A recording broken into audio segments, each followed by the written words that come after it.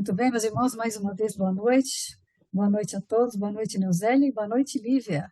Lívia é a Boa nossa noite a convidada. todos. Boa noite, Rita. Boa noite, Boa Lívia. noite.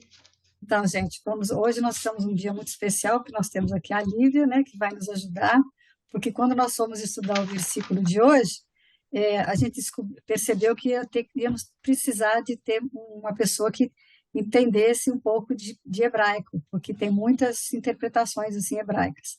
E aí, quando eu li assim, eu falei assim, socorro, meu Deus, o que eu vou fazer com isso? Eu não dou conta.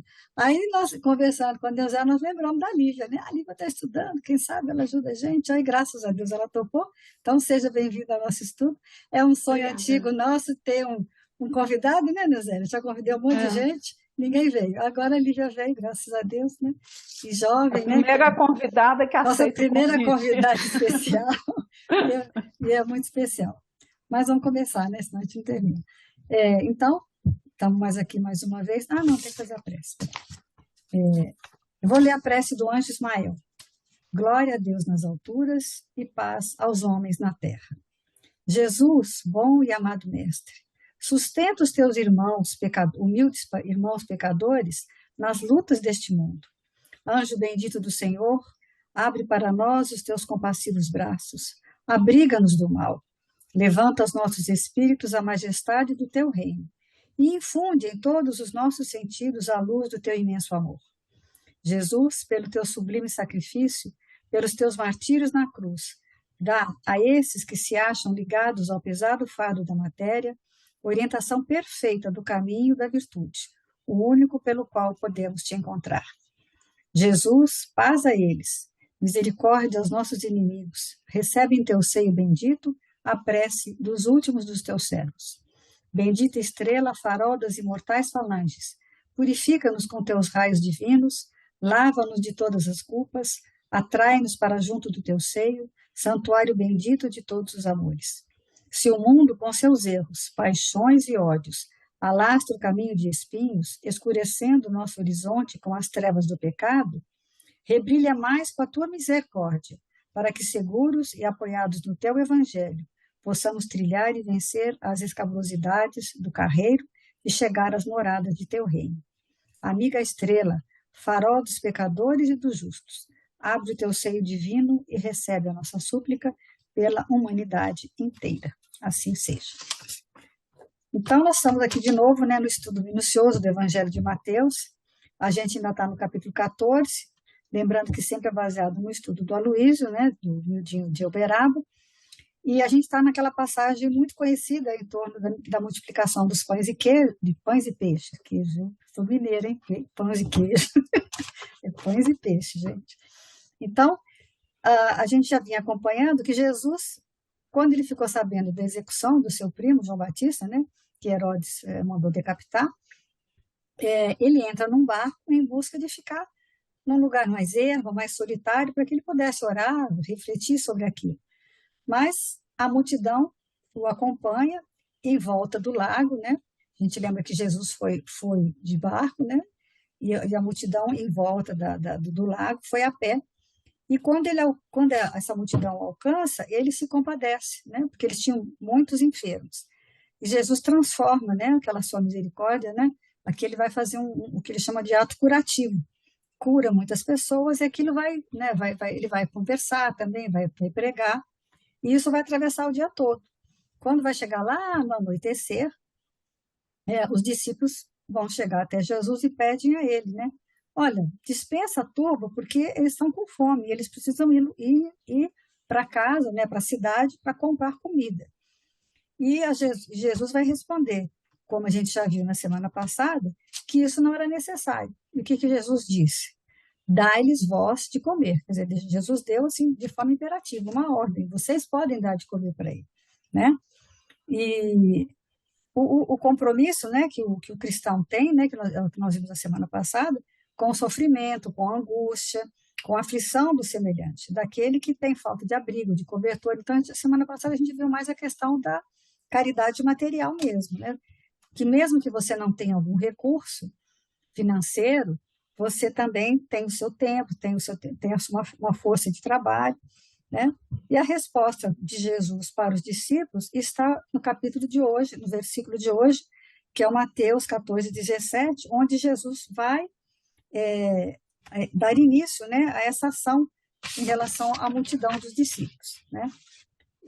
E aí é que vai acontecer o que eles muitos chamam de milagre, mas segundo a doutrina espírita, né, segundo Kardec, esse milagre não existe.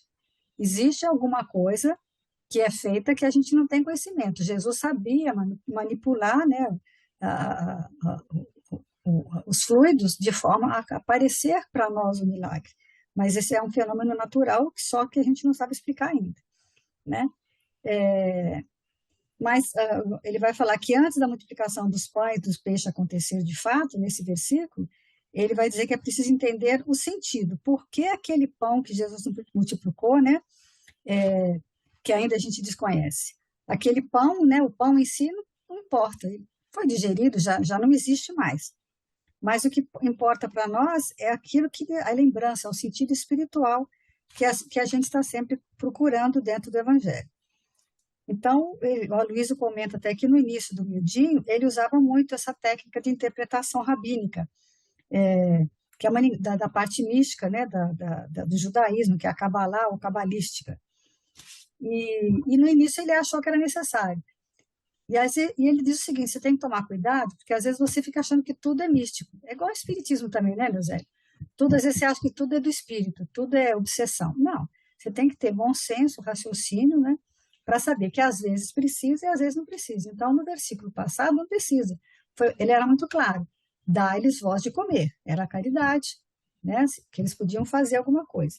O versículo de hoje já vai pedir uma interpretação mais profunda, que da cultura judaica, né? Que é a gemátria, né? O gematria. É gemátria ou gematria, tanto faz? Ele, tanto faz? Acho que você está sem som.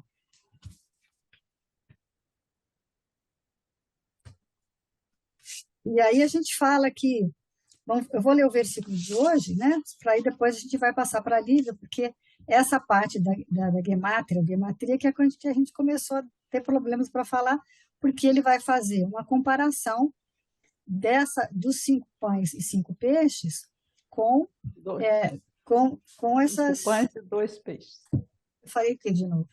5. 5 e 5. Falei 5? 5 pães e 2 peixes, tá? Então, o versículo de hoje é assim: então eles lhe disseram, não temos aqui senão 5 pães e 2 peixes. O que é que eles estão dizendo? Poxa, tem uma multidão. Eu só tenho 5 pães e 2 peixes. Como que eu vou montar, né? A gente já sabe o fim da história, que Jesus vai multiplicar. Mas não é só uma questão de 5 mais 7. Tem toda uma simbologia nisso, toda uma interpretação, que é essa questão dos números cabalísticos, né? Que foi onde a gente agarrou. E aí a gente vai colocar aqui uma apresentação que vai falar, né, do PARDS, do SOD. Aí eu vou passar para... Vamos começar a apresentação. Posso começar, Lívia? Pode? Tá aqui. Depois vocês me falam se está...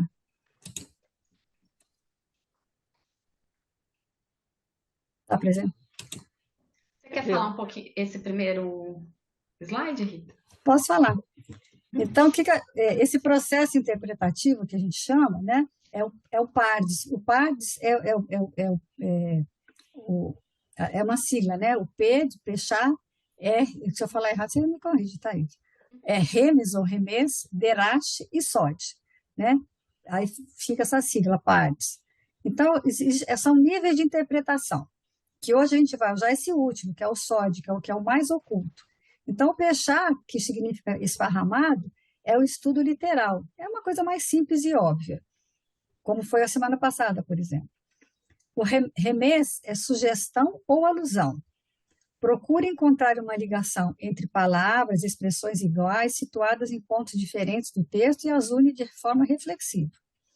Depois disso vem um terceiro nível, que é o derash, investigação. Aí é uma coisa mais, né? Ou drash, que ele fala. É a explicação alegórica, deriva também do midrash, no sentido de interpretar e deduzir. O Midrash são as parábolas, né? As parábolas são é o que é conhecido como Midrash. E, por fim, que é o que nós vamos ver hoje, é o Sod, que é aquele sentido oculto, é a interpretação mística, que significa segredo, é o sentido místico e secreto que é investigado pela Kabbalah. Então, só uma explicação básica, porque para a gente não se estender, que nós já até falamos isso no episódio anterior nosso. Acho que foi em setembro de 2021, nós falamos sobre partes. E aí, agora, ele vai falar dessa ligação, né, que existe entre as letras e os números. Que aí eu vou passar para a Lívia. Isso. Boa noite para todos. Quero agradecer a oportunidade, né, de estar participando desse estudo. Primeiramente, eu vou falar um pouco sobre a língua hebraica. O hebraico ela possui 22 consoantes e 10 vogais. Só que essas 10 vogais, elas são sinais diacríticos. O que são sinais diacríticos? Elas aparecem como pontinhos debaixo das palavras. Entendeu? 3 pontinhos, um sinalzinho de X. E hoje, no hebraico moderno, as palavras não possuem essas vogais. Pressupõe-se que quem está lendo um texto já conhece as palavras. É a mesma coisa que nós, brasileiros, fomos ler um texto que esteja escrito bicicleta, mas com BCLT. A gente vai saber que é bicicleta pelo contexto, sem as vogais, porque a gente já conhece a palavra. Então, o hebraico ele é dessa forma, ele só possui consoantes. Então, cada consoante, de acordo com a Cabala, ela tem um valor numérico. E cada valor numérico vai ser aplicado quando a gente for descompactar as palavras, que vai ser o estudo de hoje, né? A gente vai pegar algumas palavras, vai descompactar e vai ver o valor numérico dela final. Aí, primeiramente, nós vamos começar pela letra Aleph. O Aleph, ele não é o A, ele não tem... Não, pode voltar, Rita, no anterior. Isso. O Aleph, ele não tem correspondência com o A no português. O Aleph é uma consoante neutra. Então, o Aleph corresponde ao 1. O Beit, ou Veit, corresponde ao 2. No Beit ou Veit, a diferença é que o sinalzinho onde está o 2 tem uma bolinha no meio quando corresponde ao Beit. E quando é o Veit, não tem. O 3 corresponde ao Gimel, o 4 ao Dalet, o 5 a consoante Rei, o 6 o Vav, o 7 o Zain, o 8 o Reit. Quando a gente pronuncia o Reit, ele sai como se fosse uma consoante gutural. O que é uma consoante gutural? Ela é faringal, ela é glotal, ela sai arranhando a glote. Então, por isso que fala Reit. Depois o 9, o Teit, o 10, o Yud, o 20 é o Kaf e o Kaf Sofit. Depois eu vou explicar essa diferença. O 30, o Lamet. O 40, o Mem e o Mem Sofit. O 50, o Nun Sofit. O 60, o Samer. O 70, o Ain. O 80, o Pei e o Pei Sofit. O 90, o Tsad Sofit. O 100, o Kof. O 200, o Reish. O 300, o Shin ou Sim. E o 400, o Tav.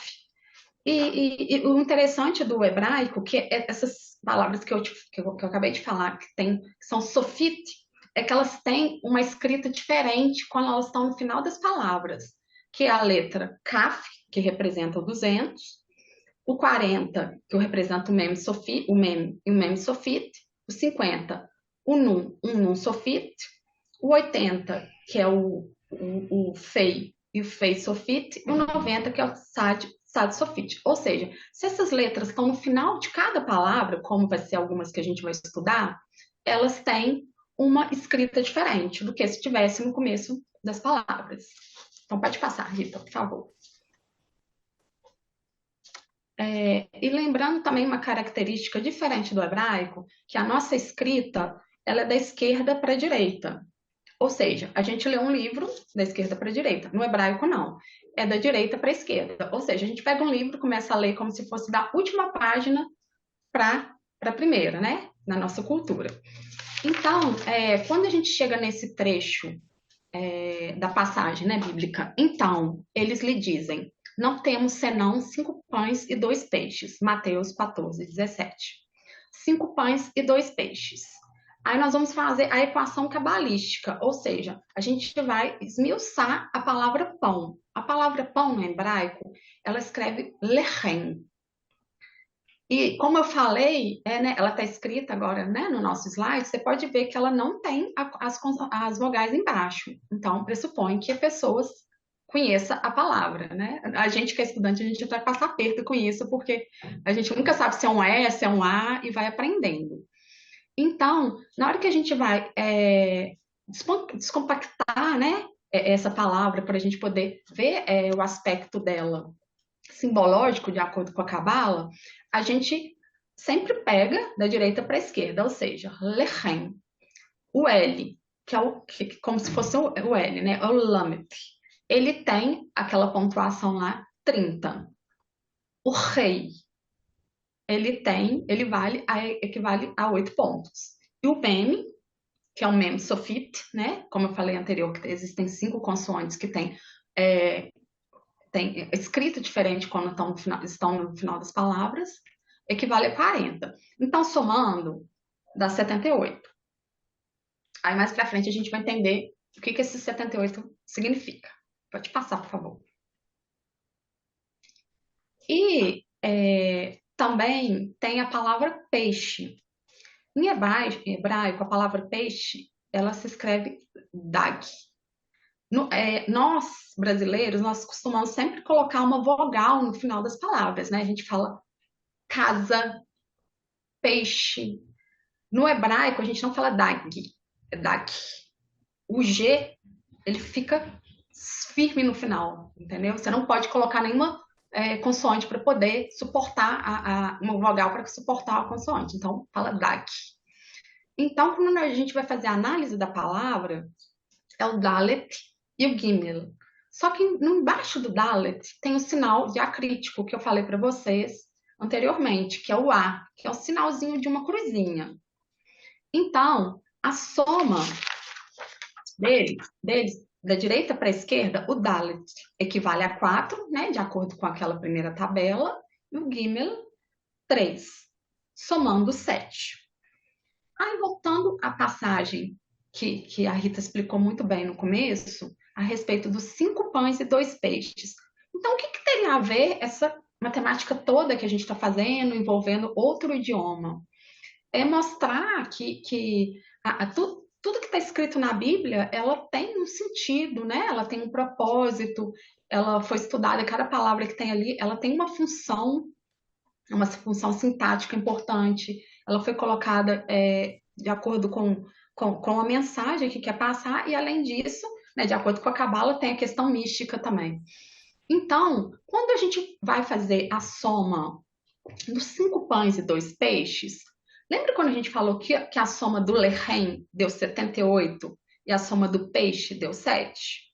Então, a gente vai multiplicar esses 5 pães, que é o 5 vezes 78, que é a soma, né, da palavra lechem, mais 2 vezes a palavra dag.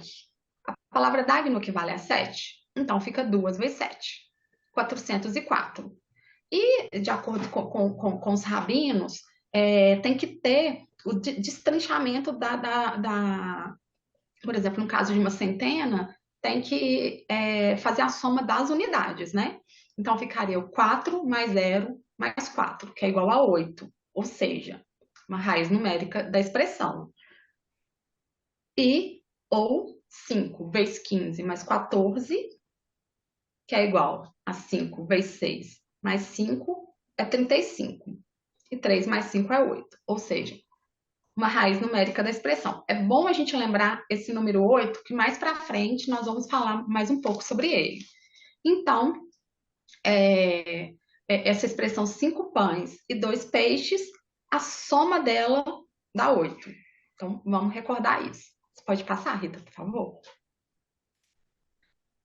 E agora, a gente chegou numa parte muito interessante dessa passagem, que ela fala do santificado seja o vosso nome, que é o Mateus 6,9, que é o nome de Deus. O nome de Deus, ele, para os judeus, ele é algo tão sagrado que os judeus não se acham no direito de escrevê-lo. É um nome de uma divindade, assim, que não deve ser profanado de forma alguma. Por isso que ele não pode ser escrito como qualquer objeto comum. Então, quando a gente vai fazer a análise numérica da palavra Deus, a gente vê que tem várias consoantes, né? Então, 4 consoantes. Ela não possui as vogais. Ou seja, tem a consoante o Yud, o Rei, o Vav e o Rei. Aí você me pergunta, Lívia, como que fica essa palavra? Até entre os judeus, a tradução é complicada. Então, o resultado seria Yahvé, não Yahvé, aberto, é Yahvé. É o Yud. Aí pularia o Rei, pegaria o Vav e estaria um Yahvé. Então, a Porque soma... eles falam que é impronunciável, né?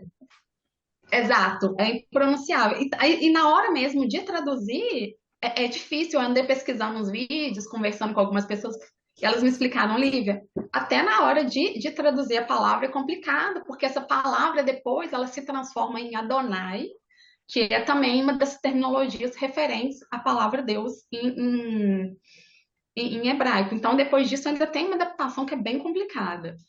Então, na hora que a gente vai fazer a raiz numérica do nome, a gente pega a palavra Yud, que de acordo com a tabela lá, vale 10, o rei vale 5, o Vav 6, o rei 5, que dá 26.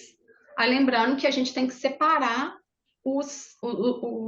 as unidades, né? Então, 6 mais 2 é igual a 8. Raiz numérica do nome.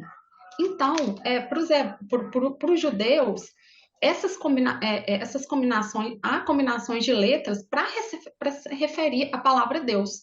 Tanto que existem 72 nomes para poder referir, né, a eles. E a principal delas é Yahvé, Javé, Adonai. Nesse quadrinho aí que está mostrando, tem os 72 nomes, só que muitos deles caíram em desuso. Então, os principais são esses que eu estou falando.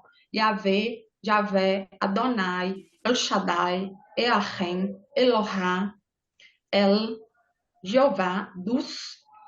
Um dos principais que são muito usados pelos rabinos é o Hashem. O que é Hashem? Quando você escreve uma palavra em hebraico, você coloca o rei na frente, ela funciona como artigo. O que é um artigo? É o ou a. E a palavra Shem é nome, ou seja, Hashem é o nome. Então, para muitos judeus, Deus é o nome na tradução. Então, é Hashem. Nem nome eles colocam, entendeu? Fica uma coisa bem o nome mesmo explicando, né? O nome. A maioria dos rabinos usam Hashem, que transliterando, né? Traduzindo é o nome. Então, essa tabelinha aí que está falando desses nomes, muitos caíram em desuso. Tem uns aí, ó, que a gente pode ver até que tem o Yud e Yud, que não tem nem pronúncia. Então, traz para a gente que essa estrutura numérica, ela é linguística também, e ela perpassa por toda a Torá, né? Então, voltando à questão dos peixes e dos pães, novamente, a raiz numérica é 8. Então, vamos guardar essa informação para mais para frente, a gente voltar. Pode passar, Rita. O Aloysio até comenta que geralmente os judeus, quando vão falar de Deus, eles usam, em vez de falar o nome, usam adjetivo, né? Falar o, o eterno, para evitar de falar o nome, fala o adjetivo dele, né? Eu achei interessante isso também. E até para escrever... Uma questão de muito respeito, né? Porque a gente usa o nome de Deus tão vulgarmente por qualquer coisa, né? Então, seria um jeito da gente aprender também a dar a ele, né, a simbologia necessária, né, sem ficar usando para qualquer coisa, né? Porque qualquer coisa, até você dá uma esbarrada no móvel e você fala, meu Deus, então é complexo. A gente deveria aprender com eles. Falando do Santíssimo. E na Bíblia mesmo fala, né? Não tomarás em vão o nome. Então, por isso que eles pronunciam muito o Yahvé. E a questão mesmo do Deus, né? Para os judeus, ele ser onipotente, ser inalcançável, ter aquela compreensão holística mesmo. Tanto que na escrita, quando eles vão escrever Deus, escrevem dos. O Deus, o D, o apóstrofo, o U e o S, né? De tamanho respeito e para não profanar o nome como se fosse qualquer coisa. Então, é um dado bem interessante. Para a gente até ver, né, como é que a gente usa a palavra Deus, às vezes, de forma em vão, né, em momentos assim, que a gente não tem que falar assim, de forma, né, ríspida e tudo. E a questão do respeito. É a irresponsabilidade, né? Exatamente. Exatamente. E agora essa parte é muito interessante, que fala do nome de Jesus. E ela dará à luz um filho, e lhe porás o nome de Jesus. Mateus 1,21. O nome de Jesus é Yoshua. Tanto que no hebraico não existe a palavra Jorge. Jorge não, Jota, falando do meu pai. É porque eu fui escrever esses dias o nome do meu pai, aí eu lembrei que não tinha, então ficaria Jorge, entendeu? Aí eu lembrei do Jesus. Aí, quando a gente vai fazer essa tradução, né, da palavra, o nome de Jesus, fica Yoshua. Ou seja, o Yud, o Shin, quando tem essas duas consoantes que parecem um Wzinho com um pontinho em cima, é o Shin. Quando ele tem um pontinho à esquerda, é o Sin. Então, ele tem uma fonética diferente na palavra. Então, nessa palavra é com Sh. É o que eu Então, achei o mais, Yud. é o que eu achei mais bonitinho esse aí. Shin e Shin. Mas eu vi que ficou meio na dúvida, porque apareceu os dois, né? E É, são diferentes, o Shin e o Sim. É porque depende do pontinho. Quando tem pontinho à direita é o Shin, quando tem na esquerda é o Sim. Aí dá uma diferença danada na palavra. E como entendi. é Yoshua, usa o Shin, né? Ah, é o Shin. Então é o Yud, o Shin, o Vav e o Ain. Só que quando a gente fala Yoshua, o Vav, ele tem o sinal, o som de U. Então, quando a gente vai fazer, né, essa raiz numérica, o Yud, ele equivale a 10. O Shin, 300. O Vav, 6. E o Ain, 70. Dando 386. Aí, destrinchando o número, né, em unidades, 3, 8 mais 6, 17. Aí, descompactando 17, 1 mais 7, 8. Novamente, a raiz numérica, né? Conforme as outras palavras estudadas. O interessante também é falar que no hebraico a maioria das palavras são paroxítonas, ou seja, quando a gente vai falar, a gente fala Yoshua, não fala Yoshua, não fala Yahvé, é Yahvé, entende? Os sons são mais fechados. Aí é bom falar isso também. E, de acordo com o Aloysio, né, o nome de Jesus, Yoshua, ele vem do aramaico. Nem do hebraico é. Então, assim, é uma informação interessante também de a gente colocar. Pode passar, Rita, por favor. E essa parte, e ele lhe disse, que está escrito na lei? Como lês? E respondendo ele, disse, amarás ao Senhor teu Deus de todo o teu coração, e de toda a tua alma, e de todas as tuas forças, e de todo o teu entendimento, e ao teu próximo como a ti mesmo. Lucas 10, 26, 27. Lei, instrução, Torá. Então agora a gente vai falar sobre a palavra Torá. O que é a palavra Torá? A Torá, ela tem a função do quê? De acordo com a Aloysio? De ensinamento, de instrução, de lei. Então, uma pergunta que muitas pessoas fazem, né? Qual que é a diferença da Torá e da Bíblia? A Torá, ela foi escrita em hebraico, né? Que é a língua dos judeus, com alguns trechos em aramaico. A Bíblia cristã, ela já foi a tradução, ela já é a tradução do hebraico para mais de 400 idiomas, ou seja, a Bíblia, ela já tem uma certa interferência de interpretação, algumas conotações, algumas denotações. Então, essa que é a principal diferença, né, dos dois. E é bom também falar que a Torá, ela é a primeira grande parte da Bíblia cristã, né, do Antigo Testamento. Então, por isso que ela é uma palavra tão importante para a gente também fazer a equação cabalística dela. Torá, ela começa com Vav, Tav, tem um Vav, o Resh e o Rei. E uma das coisas curiosas, quando eu comecei a aprender hebraico, eu não sabia que não tinha correspondência nenhuma com o português. E eu ficava tentando fazer, sabe?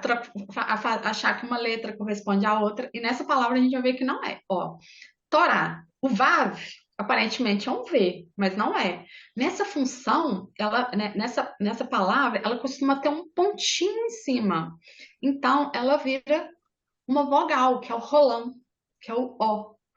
Então, ficaria Tav, o Vav, que é o O, né?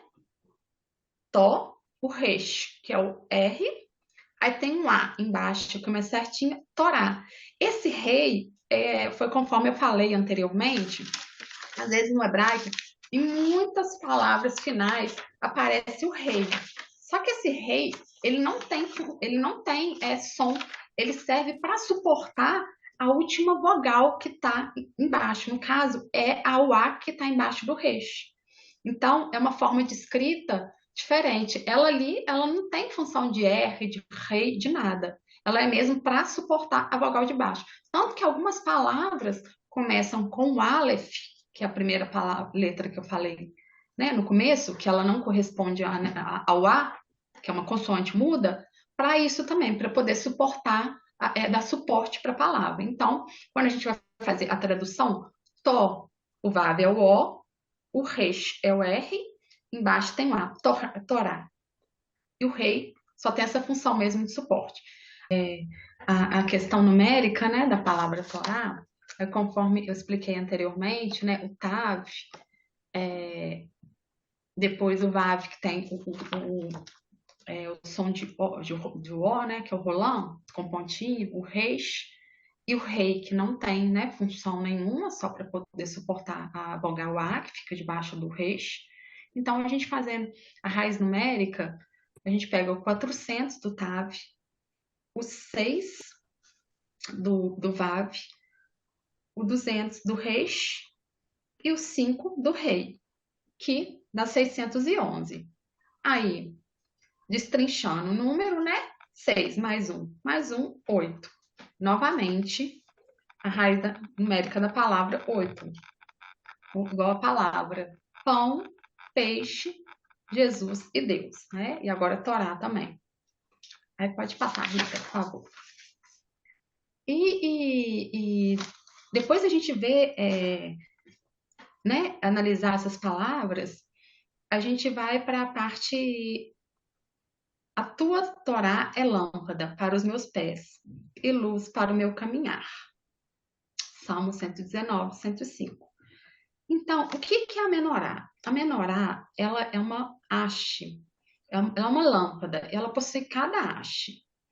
E cada extremidade somada, né, a sua, corresponde, resulta que não está aparecendo aqui.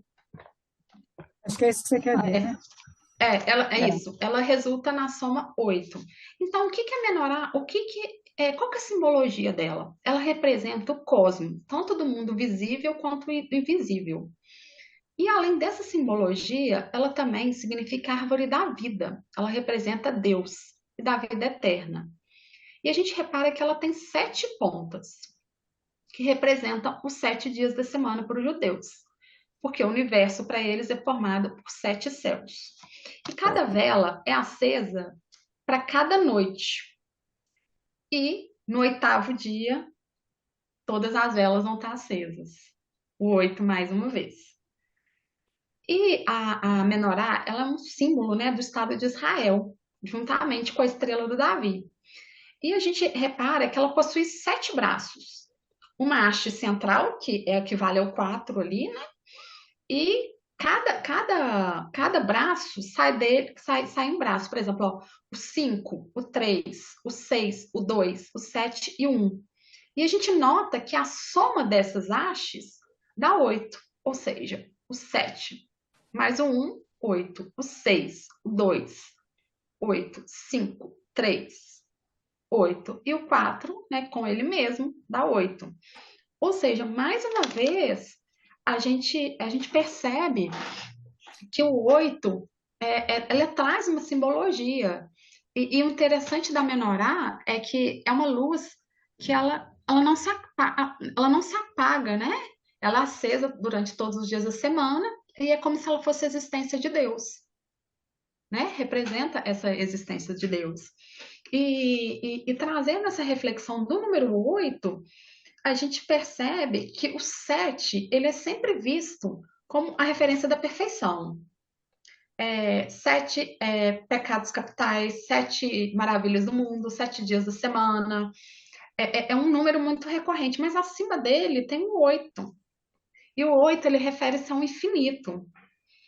E, de acordo com a numerologia, esse 8 ele representa o renascimento, a renovação, a regeneração de uma transcendência, que tem muito a ver com as palavras que a gente acabou de estudar, né? Com essa passagem bíblica.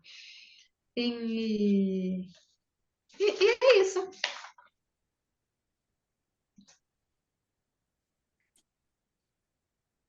E aí depois, né, ele vai a questão da Noé, né?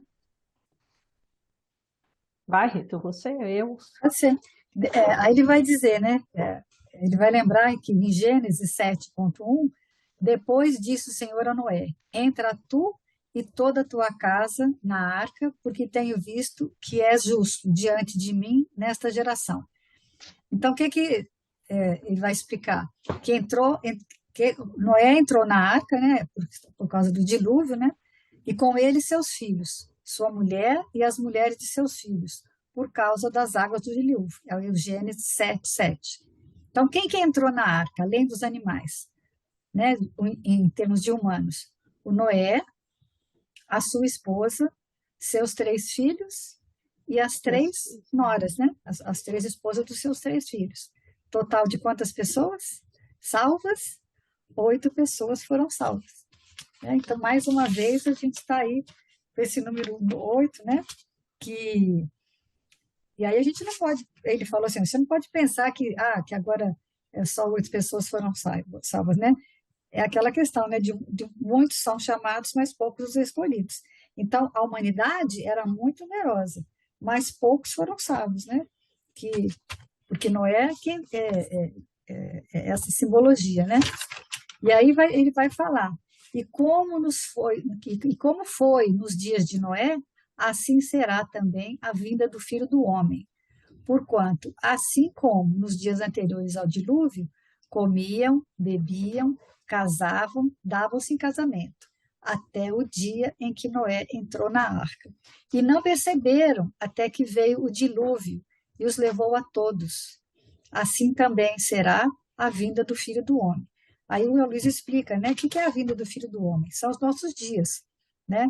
Quando o Evangelho vai ser realmente, definitivamente, entrar no coração dos homens.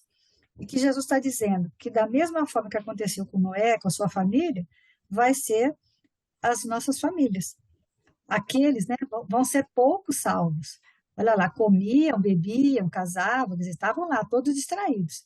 Mas, de repente, quem ficou atento, que entrou na arca, né, que é esse número 8, que foram poucos, né, a gente vai pensar que vai salvar só outras 8 pessoas, né? A gente já falou, já correlacionamos até agora. Então, o milagre dos pães e dos peixes, tudo é 8, né? O milagre dos pães e peixes, o nome de Deus, o nome de Jesus, a lei, né? Que é a Torá, a menorar, e agora ele ainda entra com mais essa questão dessa salvação, né? Que nem é uma salvação, na realidade é uma evolução que a gente tem que pensar, né? Porque a gente fica muito preso nessa palavra salvação, e eu acho que salvação mesmo é muito forte, né? Não é uma questão de salvar, é uma questão de a gente evoluir cada um dentro do seu tempo, né? E é o que Jesus espera de nós, né? E aí ele vai, você quer explicar isso aí, José? Se guardaste os meus mandamentos, o que seria o mandamento, né? A Torá, 8, né? Que é igual a 8. Permaneceis no meu amor, né? Do mesmo modo que eu, aí falo, não vou pronunciar certo, né? Shua, 8, tenho guardado. Yoshua, fala aí, Lívia. A Lívia fala, tenho guardado os mandamentos do meu pai, né? Aí o 8 também, permaneça no teu amor, né? O meu mandamento, né, Torá, é esse, que ameis uns ao outro, assim como eu vos amei.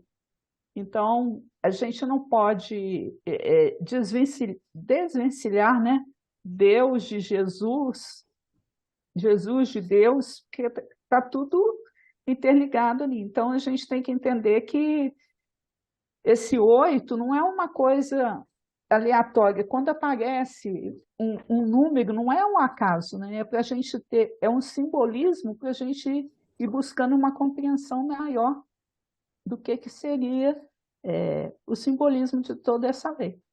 E a gente vai ver que, na realidade, o que é. Aí ele vai lá no livro, né? Brasil, Coração do Mundo, Pátria do Evangelho, né? Que quando os espíritos o Ismael apresenta uma bandeira branca, né? E é gravada essas palavras, né? Deus, Cristo e caridade. Quer dizer, 888, né? Que é Deus, Jesus e a Torá. A Torá é como fazer, né? E como fazer o quê? É a caridade, né? Você pode, aí a gente substitui a Torá, a palavra Torá pela caridade. É a instrução, né? Do que deve ser feito, né? Então é interessante que a gente... É o que ele fala, né? Ele fala, né? Guarda esse símbolo da paz, né? É uma bandeira branca e onde, né? Guarda esse símbolo da paz. E escreve na sua imaculada pureza o lema de tua coragem e de teu propósito de bem servir a causa de Deus. Sobretudo, lembra-te sempre de que estarei contigo no cumprimento dos teus deveres, com os quais abrirás para a humanidade dos séculos futuros um caminho novo, mediante a sagrada revivescência do cristianismo. E aí a gente, desde que a gente começou o estudo, né, a gente vê que a importância da Torá, que a gente, até hoje, a gente ainda não compreendeu.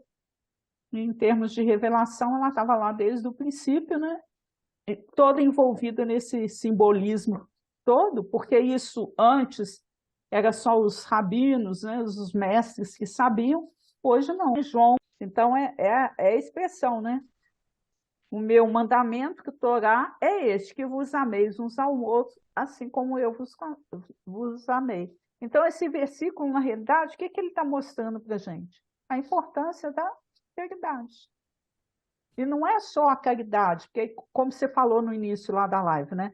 Não é só a multiplicação de pães e peixes, não foi só a questão da caridade não, do alimento material. Porque essa fome material é o que a gente falou semana passada. Você se alimenta, daqui a 3 horas você está com fome de novo. Mas, na realidade, é o pão, né, que Jesus oferece. É aquele que mata a nossa fome e vai nos saciar, na medida que a gente tem a compreensão da lei. A água da samaritana, né? Eu até separei uma leitura aqui, acho que não vai dar tempo, porque o nosso horário está... Mas depois fica É do livro Palavras de Vida Eterna, capítulo 134, que Jesus fala o seguinte: eu sou o pão da vida. E é interessante, né, mostrando eu vou ler rapidinho, só para vocês verem. Ó. O pão, no entanto, é o alimento popular. Ainda mesmo quando varia nos ingredientes que o compõem e nos métodos de confecção em que se configura, é constituído de farinha amassada e vulgarmente fermentada, e que depois de submetida ao calor do forno, se transforma em fator de sustento mundial. Sempre o mesmo, na avenida ou na favela, na escola ou no hospital. Se lhe adicionam outra espécie de quitute entre duas fatias, deixa de ser pão, é sanduíche. Se lançada a formação de acepipe que o absorva, naturalmente desaparece. O pão é invariavelmente o pão. Quando alguém te envolva no confete da lisonja, insuflando de vaidade, não dês a subestimação dos valores próprios, nem te acredites em condições excepcionais e nem te situes acima dos outros.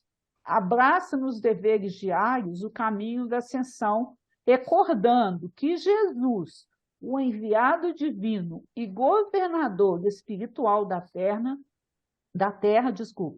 não achou para si mesmo outra imagem mais nobre e a mais alta que a do pão puro e simples. Bonito muito, né? Quer dizer, é expressão, em qualquer lugar o pão é pão, né? E ele permitiu, né? Ele mesmo falar que ele era o pão da vida, né? Quer dizer, é capaz de saciar a fome de qualquer... É o texto bíblico, ele é simples, mas não é brincadeira, né? O que ele fala, não é uma história de carochinha, né? Tem muita ciência, muita sabedoria dentro, né? E a gente, nesse estudo, pôde perceber muito isso, né? E foi muito bom. Eu achei Bom ótimo. demais. Né? Eu achei ele interessante ele falar no final, né? Que quando, lá em Pedro Leopoldo, quando perguntaram para o Emmanuel, através do Chico, como que ele fazia para ter tanto conhecimento do Evangelho, ele falou, eu aproveito meus minutos. A gente perde muitos minutos, né? Muitas horas, às vezes. Né? Então, o texto bíblico é essa sabedoria profunda que a gente tem que aproveitar, né? Os minutos para desvendar. Né? Manter-se ocupado com o bem. Né? Isso aí é um grande desafio. E essa passagem da multiplicação dos pães e peixes é para mostrar para nós o quê? Né? Nos convida a viver esse lema o tempo todo. Né? Deus, Cristo e caridade. Resume tudo, né? Resume tudo, né? Se você tiver isso em mente, Deus, Cristo e caridade, resume tudo. É o resumo da lei mesmo, né? Nós estamos no horário, então... Vai ter poesia hoje? A Lívia, né, Lívia? Não vai ter poesia? Vai ter poesia, mas eu só estou agradecendo aí a foi Livinha por ter somado. Não seríamos capazes de fazer, talvez a Rita fosse, mas a Zelinha não ia ser capaz de fazer com um monte de erros, né? Sem a sua presença. Mas a gente se une, né? Quando a gente não sabe, eu acho que a coisa mais importante é a gente admitir isso, né? Vamos buscar vamos orientando, né? chamar os universitários. Né? Verdade. Mas eu tenho que agradecer também, porque é uma oportunidade para mim, porque já vai fazer um ano, né, praticamente, que eu estou aprendendo hebraico. E é uma língua que, no primeiro momento, eu me identifiquei muito, assim, olha que engraçado, sem saber o porquê. Sabe quando você aprende uma coisa muito difícil, você fala, nossa, eu estou gostando muito de aprender isso, tá me desafiando. E eu tenho um professor muito bom, né, que é o Jacó, que me ajuda muito. E aí depois eu comecei a ver sentido naquele aprendizado, né? Eu falei, mas por que eu tô gostando tanto do hebraico? Porque eu tô fazendo outras línguas também, que é o espanhol e o inglês. Mas o hebraico eu tenho uma afinidade muito grande, sabe, Rita? E o Jacó fala mesmo muito comigo, Lívia, você tem mais facilidade no hebraico que em outras línguas. Aí hoje eu já consigo entender até a mensagem assim que o idioma está trazendo para mim, entendeu? Que não é só um simples aprendizado, assim. Não é só uma língua qualquer, não é uma língua qualquer, né? Não é uma língua qualquer, então tá trazendo a presença de Jesus e de Deus no meu dia a dia. Então, foi uma oportunidade, assim, parecia que era fortuita, mas não, tem todo o significado e aprender, né, o idioma. E eu ainda falei assim com o Jacó, não, Jacó, eu quero muito uma Torá de presente. Aí ele falou assim, nossa, mas você vai querer ler? Eu falei, quero ler. um dia, né? Porque ainda tem que evoluir muito. Na íntegra, assim, o texto bíblico, ele falou assim, nossa, então E você gostou mesmo, né? Do idioma e me identificar mesmo com a palavra de Jesus ali, né? In natura, né? Assim, né? Ali, sem nenhuma interferência. Então, eu acho que está sendo uma agora, experiência bacana. agora eu vou dar uma de Felipe, que Felipe fazia umas perguntas assim, que meio assim, ingênuas, né? Lê da direita para a esquerda, mas de cima para baixo ou de baixo para cima? De De cima cima para para baixo. baixo, só da direita para a É, esquerda. Porque eu fiquei pensando, só se que é o for de baixo para contrário cima, mesmo. é ao As contrário, daqui para palavras lá. são escritas mesmo. Você vai escrever Lehem, você escreve tudo ao contrário mesmo. O L como se fosse ao contrário, tudo pro lado de lá, entendeu? E na ordem Como mesmo. se ele É por isso estivesse que para escrevendo, como se fosse um espelho para nós, né? exatamente. E quando você vai ler um livro, você escreve da direita para a esquerda. Tanto que quando eu comecei a fazer meu caderno de hebraico, eu fiz igual a gente escreve, né? Aí Jacó falou assim: pode jogar tudo fora, você tem que escrever de trás para frente. Aí eu tive que refazer o caderno todo de novo. Ele falou: não, quer aprender hebraico? É dessa forma. Mas aí hoje eu me identifico muito com o idioma. Eu acho que está sendo uma oportunidade assim para eu aprender mesmo sobre os ensinamentos né, de Cristo e tudo da Torá, assim. Então, eu acho que nada é por acaso, né? Então, até mesmo esse idioma ter caído, assim. Quem que imagina que vai aprender hebraico, assim, do nada, assim, com 36 anos, né? Assim, eu vou aprender hebraico. Então, eu acho que nada é por acaso. Então, é uma oportunidade bacana. Eu aconselho vocês a aprenderem, é muito legal. Ué, quem sabe, né? Vamos tentando. Nós Hoje vamos já, cair. hoje já aprendemos um pouco, não vamos cair, não. Agora não. Né? Então vai. Mas ela vai finalizar agora. Pois é uma poesia do Pedro de Alcântara, fala rogativa ao Cruzeiro do Sul, está no livro Coletânea do Além. Generosas estrelas da bonança, que assinalais a terra da bondade, espalhais sobre o mundo em tempestade vossas luzes de amor e de esperança. Cruz de glórias da bem-aventurança, lembrai ao coração da humanidade, o mestre do caminho e da verdade, na mensagem de paz e segurança. Constelação de altíssimos arcanos, altar dos sóis dos céus americanos, entoai nosso cântico fraterno. Sentinela do povo brasileiro, derramai sobre a dor do mundo inteiro as esperanças do Brasil eterno. Uma semana de muita paz aí para todos nós. Ótima Ana, semana. obrigadão, Obrigada, Lívia, nós obrigada, adoramos, Obrigada. foi muito bom. Adoramos. Obrigada. Eu não sei se ficou bom assim, mas Foi assim, eu muito dei o bom. meu melhor. É isso mesmo, mas foi muito bom. Eu posso ter certeza que foi muito bom mesmo. Então, obrigada, Peraí, meninas. vou parar de gravar. Ah.